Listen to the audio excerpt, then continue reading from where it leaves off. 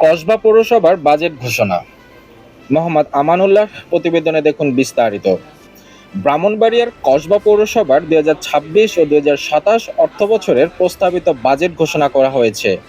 সোমবার পৌরসভার কার্যালয়ে আয়োজিত বাজেট উপস্থাপন অনুষ্ঠানে সভাপতিত্ব করেন কসবা পৌরসভার প্রশাসক ও উপজেলা নির্বাহী কর্মকর্তা মোহাম্মদ সামিউল ইসলাম।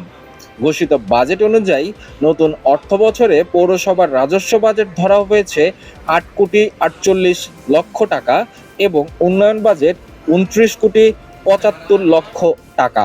ফলে রাজস্ব উন্নয়ন খাত মিলে মোট বাজেটের পরিমাণ দাঁড়িয়েছে ৩৮,২৩,০০,০০০ টাকা।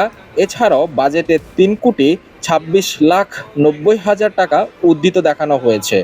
বাজেট উপস্থাপন অনুষ্ঠানে পৌরসভার কর্মকর্তা কর্মচারী, রাজনৈতিক নেতৃবৃন্দ, জনপ্রতিনিধি, সুশীল সমাজের প্রতিনিধি এবং বিভিন্ন শ্রেণীর পেশার গণমাধ্যম ব্যক্তিবর্গ উপস্থিত ছিলেন।